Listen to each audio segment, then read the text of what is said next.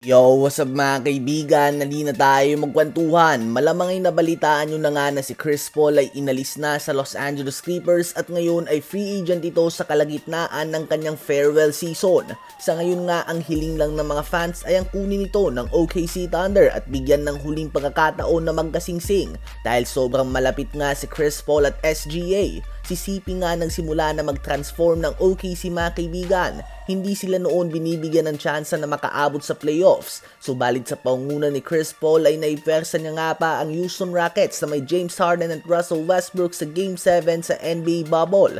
At noong mga oras na to ay ginagabayan niya nga ang batang Shai Gilgeous-Alexander at ito nagsisilbing veteran ni SGA mga kaibigan.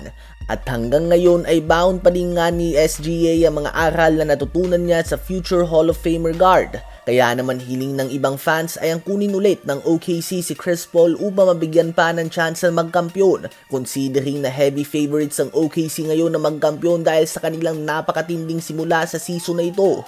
To be honest ay hindi ko nga alam kung willing ba talaga ang OKC na gawin ito considering na napakaganda ng kanilang chemistry sa ngayon. Isa pa ay hindi nga nila ito ginawa para kay Russell Westbrook nung wala pa itong team.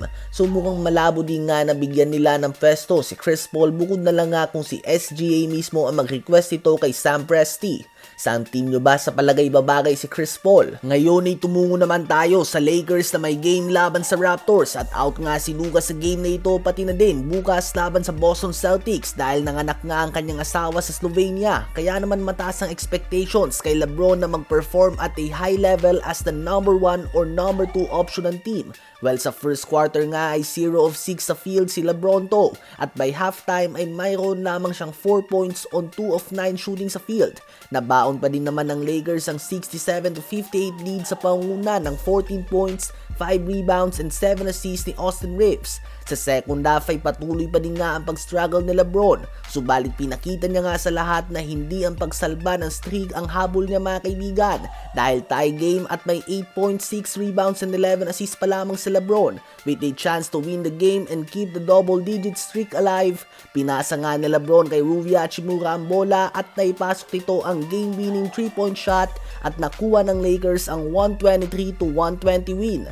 44 points, 5 rebounds and 11 assists si Austin Reeves to lead the way. 17 points, 8 rebounds si DeAndre Ayton at 8.6 rebounds and 11 assists naman si LeBron on 4 of 17 shooting sa field.